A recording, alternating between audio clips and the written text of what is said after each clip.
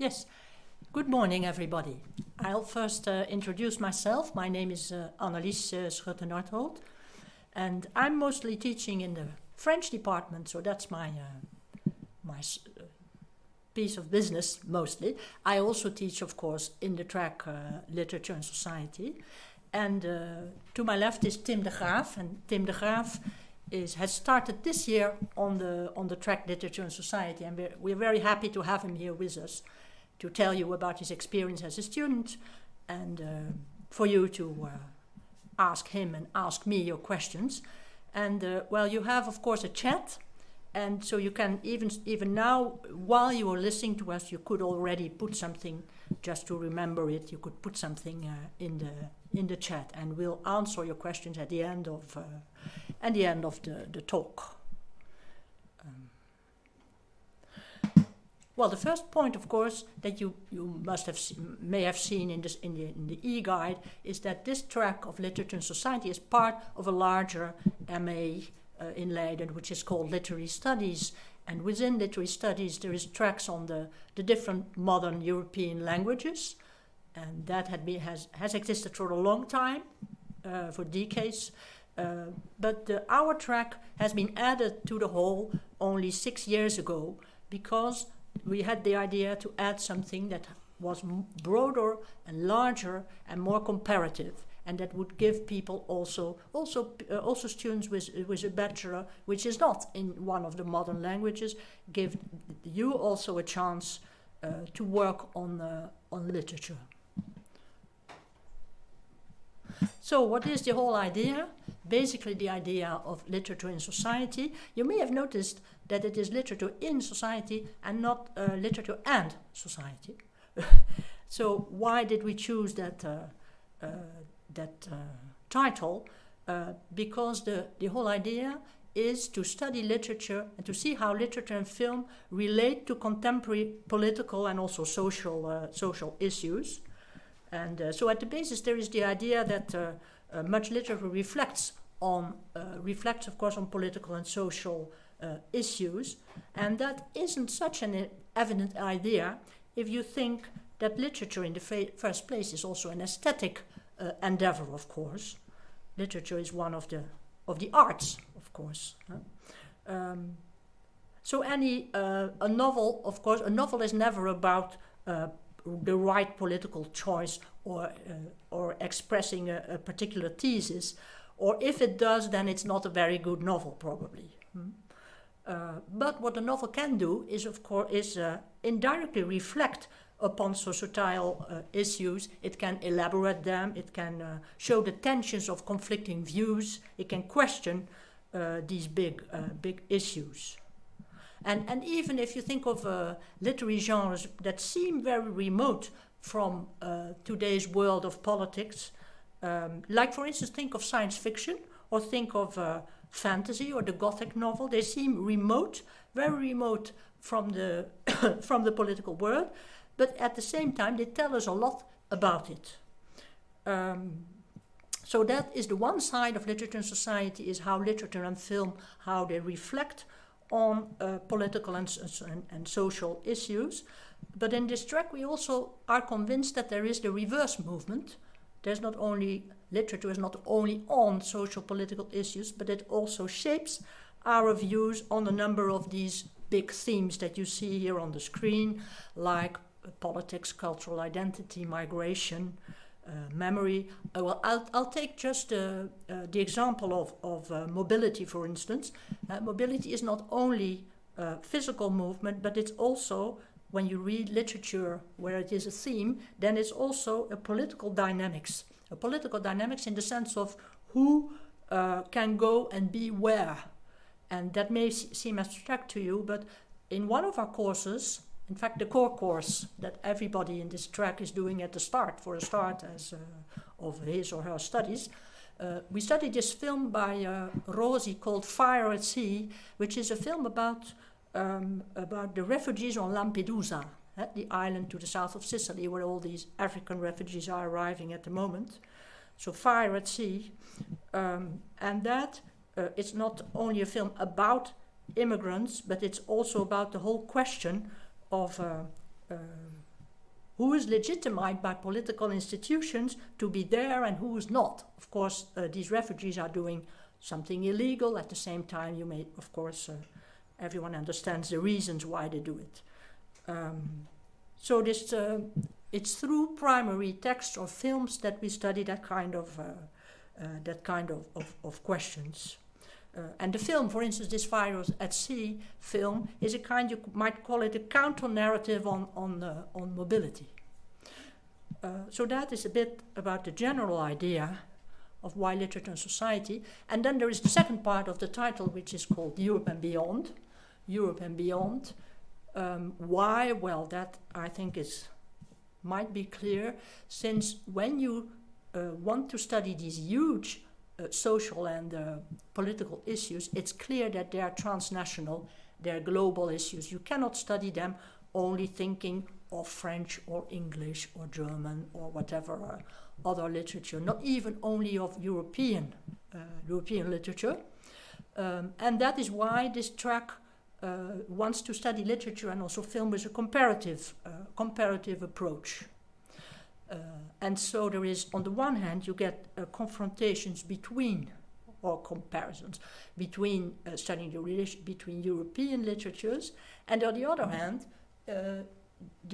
which is even more important, these relations between European and non-European literatures. And here too, and then it's on the next one that I have an example about that. And also this term of traveling languages and literatures, which I found quite a clarifying concept. If you think that literature has always been a vehicle of traveling languages, themes, genres, and literary forms. What I mean is that through literature, languages have been traveling around the world, within Europe and also outside Europe. So there is, maybe I may specify that the focus of this track is mostly modern and contemporary. So what I mean by modern, that maybe the earliest literature you may study within this track will be 19th, 20th, 21st century. It's very much on modern times. I'll give one example of the idea of traveling European literatures. That's what you mostly find. There's one course we teach every year, and that's about European modernism. European modernism, which is, as you know, it's a current in the 1910s up to 1940 more or less, with writers like Musil, Proust, Kafka, Thomas Mann, etc. Well, the names already tell you that it was a European phenomenon, and in that course, for instance, we teach together. It's taught by staff members from the different tracks. From French, so we have French novels, we have English novels, we have German, and we have Italian. So that's a way of familiarizing yourself with these common features and endeavors, etc. So that's what about European example. The example of the connection with literatures with outside Europe, traveling literatures. One example is the impact of European languages on North African Francophone fiction. I'm just taking an example from my own field. So Moroccan, Algerian, Tunisian novels. There's a whole Francophone literature there that came up during colonial times and in post-colonial times. So there is the influence of not only the French language, but also French, a French or a European form like the novel. And at the same time, of course, in North African fiction, changes, modifies, and renews it. And inversely, that we've always had that. And recently, of course, there is migrant literatures, there's world literatures, and there I'll give the example of Mohamed Sarr, a French example also, I'm sorry. But La plus secrète mémoire des hommes, Mohamed Sarr, who is a Senegalese writer, who writes from France. And there too we get a kind of syncretism between European themes and formal features and African ones. Right. rights. So what about our specific approach of literature and film? And well, in the first place, in this track, what interests us most is primary literature. So last year another student was here to tell about her experiences, and she came with a huge pile of books and said, this is all we have to read in our year. So do come if you like reading. And I think that was quite a nice show that she gave, because the accent is on close reading primary literature, of course studying it in the social, historical, and literary context and all that. We do study and use literary theory also, but in this track it's not the focus of this track, and that is a difference with the master track cultural analysis of literatuurwetenschap in Dutch, where theory is much more central. So that's a question that's often asked. Of course, the difference has to be made clear. So that's about the place of literary theory. The focus is on literatures in Western European languages, so English, American, of course, French, German, Italian, Dutch, Spanish, Portuguese, but be reassured, we read it all in translations. If you can read it in the original language, then good for you, and if you can't, the group usually reads translations for the other languages than English. But as you see, it's not either. I showed the globe just now, but the globe is a bit maybe over-ambitious. There is a limit in what we are doing, and that's these literatures. Why? Because the whole track is a joint initiative of several MA tracks. So there is several staff, groups of staff who are collaborating within this track. The English one, the French, German, Italian literature and culture. That's all the MA literary studies. And on the other hand, there is a few other MAs also collaborating within the track, which is North American Studies, Latin American Studies, Modern Dutch Literature and Culture, and also Media Studies and Cultural Analysis. So the courses you'll follow will be taught by a large group, and many of these courses are also accessible, of course, to the students of those tracks. And yes? Most of our readings have worldwide implications, so like Heart of Darkness is also about Africa, and we read from Russian influences as well, so yeah, definitely. Yeah, so that's already your experience. Yeah, this international about the globe, thing. yeah. Yeah. So what Russian literature are you thinking of now? So I'm thinking about dialogism, which came, and Bakhtin, yes, which was also treated as literary theory. So yeah, also some influence from Russia even. Yeah, of course. Yeah, with Bakhtin, was a central theoretician and critic. And the corpus, in fact, in any course is usually from many different literatures around the world. So thank you for these examples. A practical thing, maybe this is just a general, what you see now is the general structure of the program. It's a one-year program, as you saw. So there is room for 4 electives, each 10 EC, for the master thesis, and that's it already. Then you're already on 60 EC.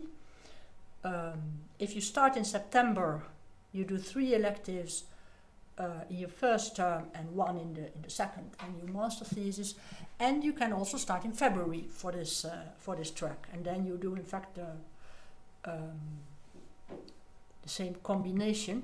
I don't know, every year there's people who start in February, and you are just quite welcome if that's your choice. The only little problem you might have is that there is one obligatory course, kind of introductory course that will say a word afterwards, and that is only given in September. So the people who start in February sometimes have the feeling that they have to start already on the electives without having the introductory course. But anyway, here you see part of the e-guide in the first semester of this year. You might already have had a look at it.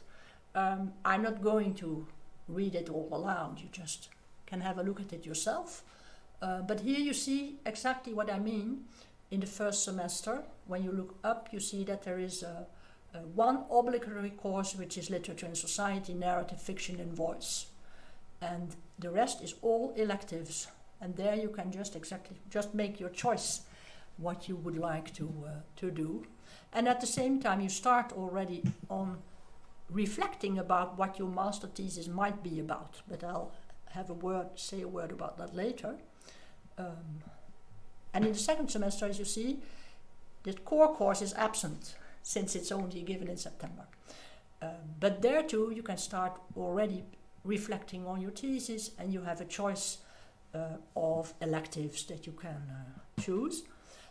There's one addition that you see on the bottom of the slide, which is an extracurricular course called What's Next? First Steps in Crafting Your Career. And I'm very glad that this initiative has been taken, that there is now a formal course for students to reflect about what they'll do, because 1 year passes so terribly fast. And at the end you already have to know, well, what field would you like to work, etc. I'm actually partaking in this course as well. Yeah. Can you tell something about it, maybe? So What's Next? First Steps in Crafting Your Career, or also called Designing Your Life. At some other study guides. It's a very, I chose this course because it helps you to, be more aware of your lifestyle and what can I do to improve my study behavior, but also think about future options, networking, what's next, what do I want to do next. And I don't think it's a guarantee that you'll find your answer, but at least it helps you explore the possibilities. And as of now, I'm already enjoying it quite much. It's not really literature focused, of course. It's very creative, but it helps. At least it really helps me to stay grounded and think about what habits can I improve or change around in order to be a more healthy person and more in touch with my study as well. So Oh, okay. Yeah, so it's also mostly oriented, of course, after your studies, what you're going to do. Yeah, for a great deal as well. But we've started at the part where it's more still focused on your personal life. Yeah. Yes. I think it's very good you chose to do that, because when I was a student, I was so immersed in literature and philosophy that I didn't want to think about what I was doing afterwards. And then at some point, I studied French, and then I got a diploma also to be a teacher. But I was never a teacher in secondary school. And so at that point, 20, 30 years ago, there was much less consciousness among students about what were you going to do for your career. So I think this is certainly something, a good addition that we have now. Now we might say a word about the one core course. We call it the core course because it's the course that all students who start in September start with this course. In order, it has different aims. Narrative, fiction, voice are three. As you see, there are three basic theoretical concepts from literary studies. So there is a side of refreshing what you have learned about literary theory, because of course the students in this track come from very different bachelors. So there is a kind of necessity to try to remind ourselves of how it works. Voice, for instance, is about the perspective from which a story is told. Who is looking at the events that are being told in a particular novel. But at the same time, these concepts, we study them, we connect them with these big issues, political, social issues, that the whole track is about. The same you recognize there, more or less the same general social issues that you saw on the first slide. But then, of course, there are huge questions that we can never, of course, do within a few weeks. But we connect them every time with some piece of primary literature always film. And this is where the Francesco Rosi film comes in. And so this is, and the last aim of the course is in fact that it is team taught. And so every 2 weeks, Tim is seeing a different person before the class. And but the idea is also to familiarize the students who are not from Leiden with the staff members, and so they can already have an idea what their research is about. Would they like to do their master thesis with that teacher? Is there anything you'd like to add on this course of your experience? I really like how it's structured. So it really helps that it's structured according to these themes: mimesis, mobility, cultural identity. So we started with mimesis, and now we're at cultural identity.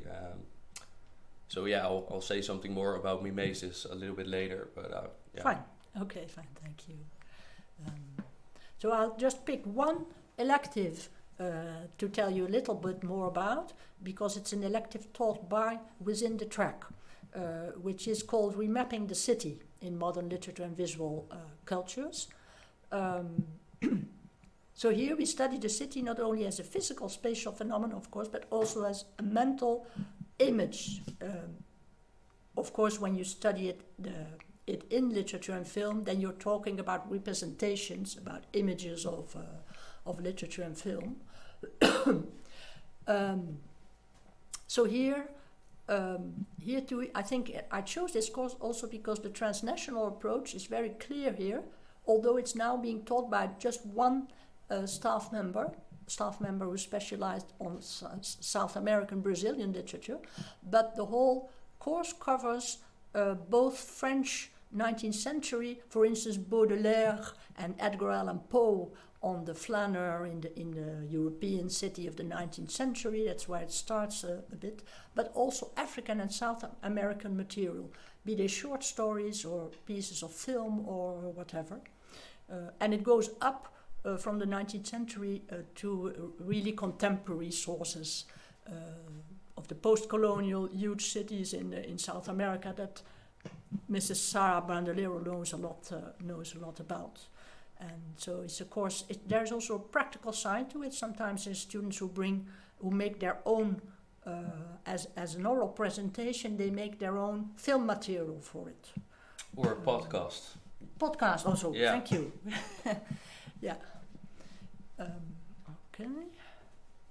So now, here you see a typical small lecture hall in our old buildings, which are being renewed at the moment. But there you see the size also of a research seminar. Because, of course, you might wonder, how is this all different from a bachelor that I've done before? There the groups were maybe larger. But that's not the main difference. The main difference is that all your courses, except the core course, which everybody does, of course, but the rest is electives, and they mostly have more or less the same form. You have 2-3 hours a week of tuition. But you think, well, I only have 3 electives a week. It's very light, but don't be mistaken. For one seminar, it will take you approximately 1 day preparation a week. So there's much more reading to be done, and the preparation of this. It's all seminars, which means that you as a student have much more a role to play in discussion and debate than you may have had when you were a bachelor student. Can I ask something about that point? So 1 day preparation, how many hours would you count for that 1 day? Well, we suppose that you work at least 12 hours a day, of course. No, if you are just administratively, then a day is of course 8 hours, just like everybody. Okay. No, thank you. But passionate students read, of course, day and night, huh? You understand that? No, it's a joke. But the reading, So what will be asked of you, on the one side an oral presentation, and on the other write a final paper. Wait a minute. So here you have, that's it, yes. The different parts through which your whole seminar is being assessed. one thing important, and sometimes it's even more than 10%, is your active participation in the weekly seminars, which means that you have to be always there in the first place. You can't be ill. No, maybe once. There is the oral presentation, there is the written paper, they all count. The papers are, of course, longer than they used to be in your bachelor. That's right. Well, and sometimes we have research master students, of course, also in these. If you are such a student, then you'll get an extra load of writing to do, which you decide with your tutor. So here you see a very small group. I think average, how many people will you have? About 15, depending on what you're following. Yeah, that's correct. 15? Look, I've one group with like 30 plus as well, and Yes. narrative fiction and voice like 20, 25. That's also quite large. And I'm also in remapping, and that's like 10, I think. Yeah. Well, that depends a little bit. Some of the electives are also part of the English track, and the English track has a high number of students. So there the maximum is a bit, but I think 25, 30 is the absolute maximum. Yes, a word about the master thesis. Well, depend when you start. If you start in September, then you write it, of course, in the second semester of your master. But if you start in February, then you reflect about it in that second semester, and you write it, of course, the year after. How do we help you with finding your subject? And we do it through a thesis seminar, which is 3 classes. 3 classes, and that's given, in fact, in the semester, during the semester prior to when you really start writing. Because the writing, you do it, like in the bachelor, you do it always under direction of your supervisor. And that's what's meant with a series of individual tutorials. But we like to start with this thesis seminar of 3 classes, where the group reflects, maybe a little bit about what topic would they like to write about. But what we talk a lot about during this seminar is, in fact, methodology, and also literary theory. So we discuss, for instance, what subject would fit what methodology and what wouldn't fit, that kind of things. So here you have a few examples, recent examples of thesis subjects. They are very, very varied. A lot is possible, but of course you have to find a supervisor who is familiar with the field. That's the only limitation. But if you come and study here, then we tell, of course, a lot about the different teachers and what their specialty is. So this is a slide. What you see now is about what do we aim at the end of the master? What are the things you're able to do when you come to the end of this master? In the first place, in the field of knowledge, of course, you'll have in-depth knowledge of a selection of European, non-European literature and culture, depending on the electives you've chosen, of course, and all the what you've been reading in the meantime. The other point is the ability to reflect on how the literature you've been, or the film you've been studying, how it's relevant for particular social and political issues. And the third point is the comparative transnational reflex that you may have familiarized yourself with. Well, and then you see the skills. I'm not going to read them out aloud, because these skills are in fact the skills that are the same for most masters in humanities, and they're rather obvious, I think. They're not, and if you have a question about it, you can always put it to us later on. Then there is the question about where do our graduates go after they've finished this Master in Literary Studies, and especially this track. So on the left you see a kind of scheme about it, and the largest part, as you see, is education. At the same time, I think the students of this particular track usually don't become teachers in secondary school, because that would need an educative master afterwards. And But education is a large thing. It could also, of course, be in adult education. There's many, many different forms of education. And in Holland, quite a lot of humanities, but that it goes for all humanities students, go into administration, government and semi-government organizations, where their skills are very much needed, I'm told. The skills of being able to think clearly, to formulate clearly, to write a good text, and etc. And research is a very small part. By research, it meant to become a PhD candidate. That's something, of course, that's a beautiful ambition to have. At the same time, it's not an easy way, because doing it, being paid, you can do it without being paid. That's possible, and work in the same time. But being paid and getting a PhD job is a long way to get. But of course, it's something you can do. Wait a minute. Yeah, so this is a slide from the career service team. We talked about, you told us something about this course, this extracurricular course about reflecting about your future.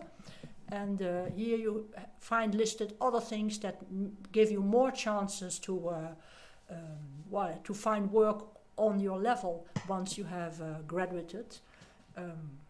It says first, the university degree. It seems very obvious. Do get your master sometime. The second one is internship in the Netherlands during your masters. So in the program, there is room, you could replace one of your electives by an internship. And some students do that.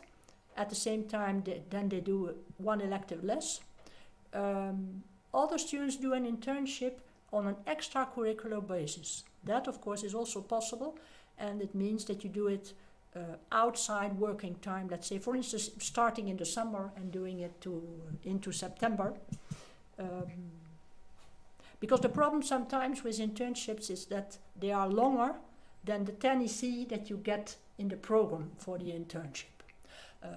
But it's always an excellent idea to do, because, well, for obvious reasons, that you see the job market, what is it really like to work in a particular place. So one of my daughters, just a private story, did the master in Dutch modern literature here in Leiden. And during the master, she did this internship in publishing with a Dutch literary publisher. And that's what gave her the idea, the passion of edition, and that's what she's working in now. And I think the internship was really the good step to make her realize what it's really about working there. Well, last point, relevant work experience during your studies. All students, of course, all of you, nearly all of you, need to work during your studies. And there too, of course, it's all depends on the work you're doing. And if you succeed in finding something relevant, connecting a little bit with your studies, that can, of course, be an important thing on your curriculum too. And so here in Leiden, we have the Humanities Career Service, which is a huge team of people working there full-time, and they're there to answer your questions about career, about internships, and so on. And they organize also quite a lot of activities having to do with the future. Yeah, in my experience, not everybody uses it, but the people that use it, and I've heard them talk about it, are actually really appreciative of the career service. So they give it a really high rating. And also in my experience. Yeah. Okay. And why have you been consulting them? Well, in the past I just had some consults about what kind of study I wanted to choose. And yes. Yeah. You mean choosing the master? Yeah, before I chose my master. Yes. Yeah, had an online appointment. Yeah. Yeah. That's good. Yeah, so they have a database about internships also in different fields, and they help you with making a kind of, how do you call it, application, for the formalities around internships and all. So, yeah, they're a very enthusiastic bunch, the people from the career service. Okay. Yes, a word about the entry requirements. So if you have a bachelor in languages and cultures from Leiden or from a Dutch university, so in one of the modern languages, or even in Greek and Latin is also possible, you find the list on the site, and there you can, in fact, automatically be admitted here. But the track Literature and Society is also meant for students who have a bachelor in more general humanities. For instance, international studies in Leiden, or taal- en cultuurstudies in Utrecht, cultuurwetenschappen, Europese studies. Also the BAs from university colleges. And there too, admittance is quite possible, but it depends a bit on the program you've been doing. Have you been doing at least 30 EC credits on literature courses? And in that case, you'll be asked to apply in a formal way so that we can check, so that the admittance committee can check exactly the program you've been doing. And the same goes for other BAs in the humanities. If you have at least 30 EC in literature courses, so you have enough basis about both reading, but also about literary theory, in a sense, because otherwise it's not an easy thing to do, this track, then you are absolutely welcome. And if you miss something in your program, then there is a bridging program of 30 EC, which takes you one semester, where you can catch up. And so that's the pre-master program, and you may check it if that interests you. Yes, here we are. Now I'd like to listen to Tim about your experiences. So I'll just use the pointers a little bit about me. So as you can read, I'm Tim. My name is Tim de Graaf, and I'm from Delft, so quite close to Leiden. In my daily life, I've been tutoring for a long time. I did the Bachelor English Language and Culture before I started this master, and I really enjoyed it, and I found that I really love languages, and I really like reading, so that also influenced my decisions. Next to that, I did my thesis about Donald Trump, the rhetoric of Donald Trump. It was quite a piece of work. I did a corpus analysis even. So I combined a quantitative and a qualitative approach. Next to that, I'm just next to studying in my personal life. I just like meeting up with friends, next to reading, of course, and sometimes having a beer in the pub as well, and going swimming. So that's just the normal stuff.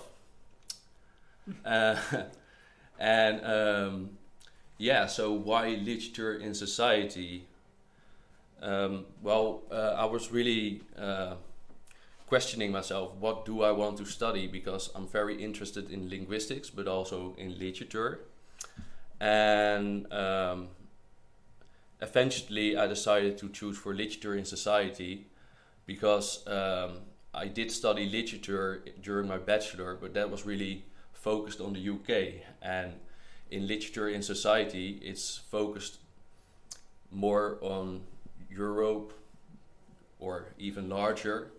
It's literature in a more broad sense and also in relation to society. And I felt that would be very interesting, not only to look at how literature relates to one culture or language, but also how it relates to society and the globe as a whole. Next to that, I was also thinking about career options, and I'm still not entirely sure about that, but I thought if I study literature, it would be interesting if I go into teaching, because I think literature is a really good way to introduce students or pupils at high school to the English language, because if you get pupils to read, learning a language can actually become really fun, in my opinion, and also in my experience. Although it's quite hard to get pupils at high school to read nowadays, but still, it's enjoyable. And also, I did an educational minor, and I taught my pupils of a 6-year VWO class. It was a 5th year VWO class. I taught them how to make a simple plot structure, and it was really nice to see with the kind of stories they come up with. So so also because of that reason, I chose literature in society. But of course, I'm still exploring my options a little bit. I leave things a little bit open because there are more options than only teaching. And of course, as I already stated before, I just really like reading. I feel like reading is a way of traveling while staying seated. You actually see a lot of the world when reading, although with your mind's eye, and it broadens your horizon. It expands your vision of the world. And I also feel there's a lot more in these works of arts, high-standing works of arts, in my opinion. There's more to it than just literary theory, even though that's what I also find really interesting. But there's also psychology in it, and sometimes it's even about natural sciences, like Ian McEwan Saturday, which I read in my bachelor, was about a neurosurgeon. And so you actually learn a lot more, and you get all these kinds of perspectives which you can use in order to actually develop yourself as a person. And reading has also proved to increase the empathy of people. So it's also really healthy, next to being for me a fun thing to do, or enjoyable thing to do. I'll talk about my courses first and end with why Leiden. Next to what's next, crafting your career, I'm doing European modernism, which was up until now we read Heart of Darkness and Mrs. Dalloway, and it involves all these literary works, of course related to modernism, so fragmentary styles of writing, experimental writing, moving away from the more traditional Charles Dickens, clear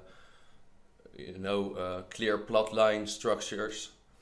And especially Heart of Darkness, I felt was really interesting. I had read it before, but now on the second reading, I saw a lot of more symbolism going on in the novel, and actually I felt like this time I really got it, and the first time I just read it as a story and didn't really develop the contextual imaginary images that were in there. So that about European modernism. And remapping the city, I also enrolled for remapping the city, just because I felt an affinity to the subject of the city. Of course, I live close to a city, and the Randstad is a sort of metropole, you could say. And that's why I chose it. And my experience, it's very enjoyable. We read a lot of short stories, and that's refreshing as well. I really like short stories myself. For instance, we read Edgar Allan Poe, and I hadn't read Edgar Allan Poe before. So that was quite a nice experience. And also the theory about spatiality, place and space, and this type of the flaneur or the walker, the stroller, which was a type of individual that sprung up during modernity, of a person who has enough funds to just go around and explore and make all these kinds of impressions in the city, and that's really present in the readings of this course. And I myself, I'm a bit of a city stroller sometimes, So I might do a podcast on the experience of a flaneur firsthand. Still have to write a script, of course, but... You'll do it in Delft then? Stroller in Delft? Yeah, because I'm some city stroller in Delft. Yeah, so sometimes also in Leiden, but okay. Usually in Delft. Nice. Yeah. So and the third course I chose is it's the core course of this track. That's narrative fiction and voice, which I was taught last week, or the day before yesterday, I mean, by my professor here. It's also a success up until now, and I expect it to continue like this. Some really interesting concepts that I learned, which are also relevant in society nowadays, is, for instance, mimesis, which we already grazed upon. And mimesis is basically mirroring, or like mimicking others' behavior. And that's also present in a work of Oscar Wilde that we read, in which he states that life imitates art more than art imitates life, which is a kind of reversal of rules from how people used to describe art. I don't necessarily agree with that statement in a very strict way, but in a interpretive way, I understand what he means. And a picture was supplied during one of those seminars in the presentation about a painting, and then you could see a child in the painting was a ballet dancer, and the child was mimicking the pose of the ballet dancer. So that actually proves that life can imitate art as well, especially with all of the social media trends going on, I guess. And also Plato's Cave was also a favorite reading during this course. A very ancient text, but I personally like ancient texts as well. Yeah. So why Leiden? First of all, Leiden is a beautiful city. When I walk around, I still feel like, wow, what beautiful buildings, and the university accommodations are very well. The staff is professional. The schedules are clear. It also has a very high ranking internationally, if you look at the rankings online. And for me, Leiden has the leading professionals. We make it the slogan then. We'll note it down for the communication department. With a touch of fantasy, I would compare it to Hogwarts. But it's not a fantasy. It's more than a fantasy. It's a dream come true. Ah, well, that's very nice. A big compliment that I'll tell my colleagues. Yeah? Yeah. Okay. Thank you very much. We have time for your questions now. Are they going to appear on the screen? Yeah? Okay, let's see. Okay, how many hours of classes do students have per week? Average. You do 3 electives. You do 30 EC per semester.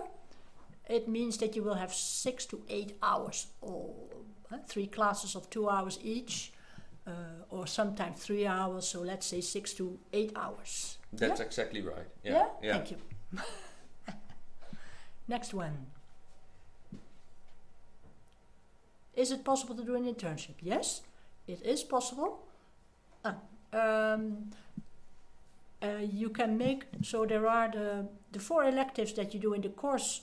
One of them you can replace them by an internship. So that's one way of doing it, that you do an internship for 10 credits intra your curriculum, or else you may do it outside. If you think, well, I like the literature courses so much, I don't want to miss one out, then you do your internship extra. But it will still, if you comply to the, let's say, the rules of the master internship, then it will still be on your diploma, of course.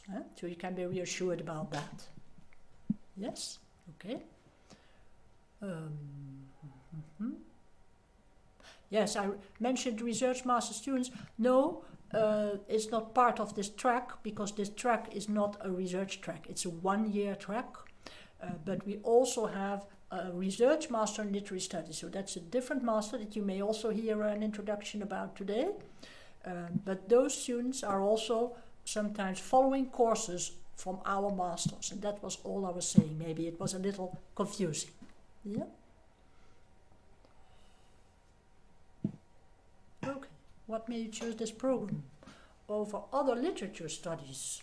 So, for instance, English, maybe for you, Yeah. and maybe also comparative literature, which is another master, of course, cultural analysis. Now, that's a question for you.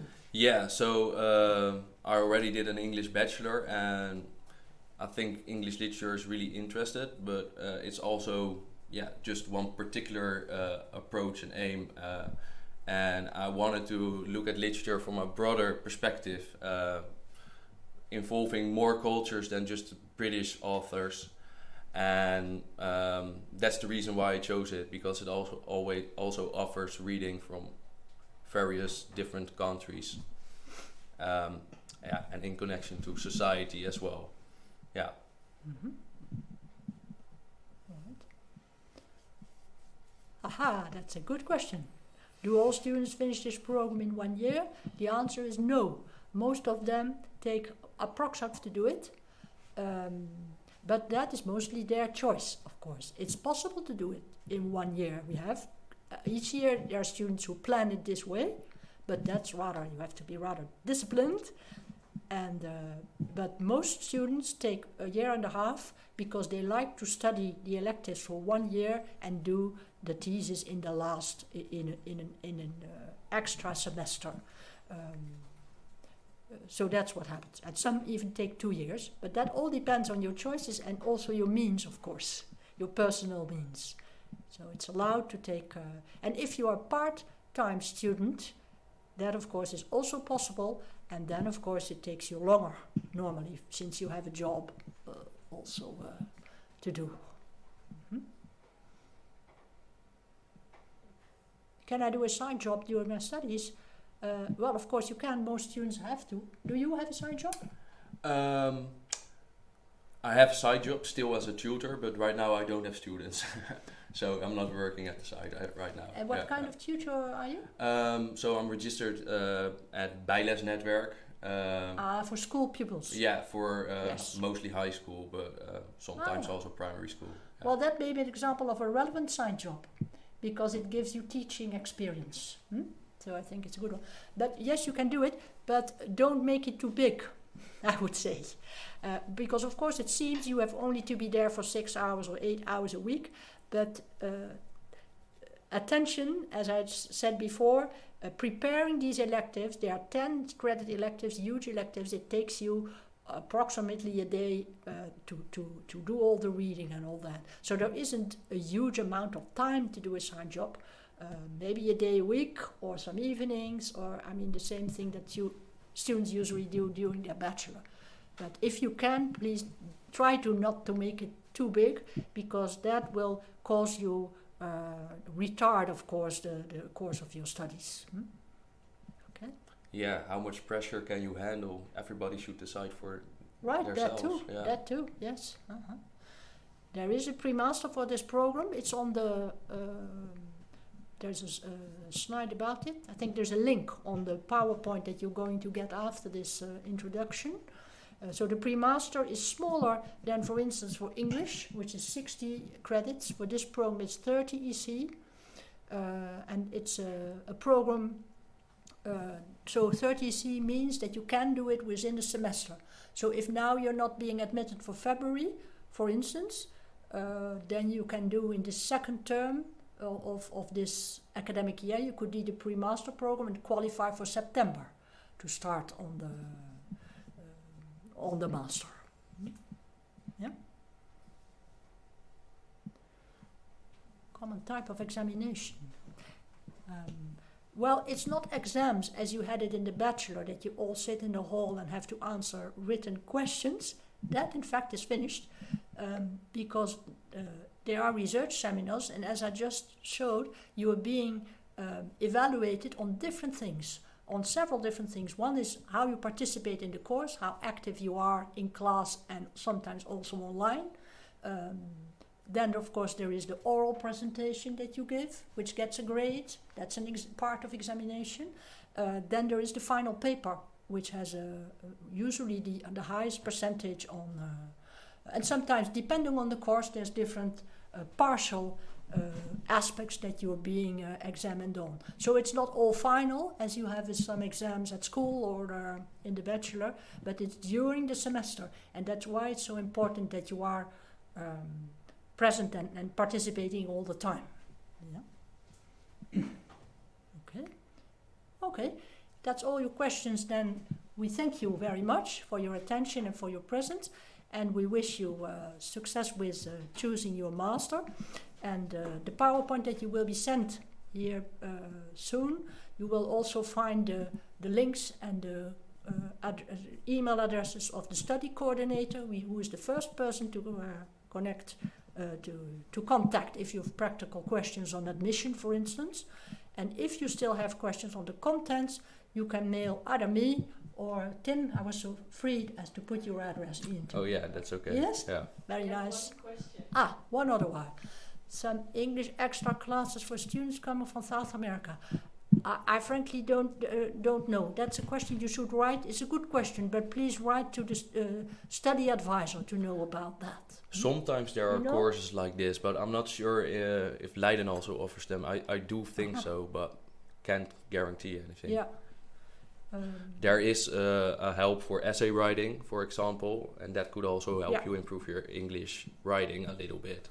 On the academic level. Here it's about the language course. Huh? Yeah. Language course, I'm not sure. So please write to the study advisor, Laura, who is on the slide. That's very good, because of course you need some level to start it.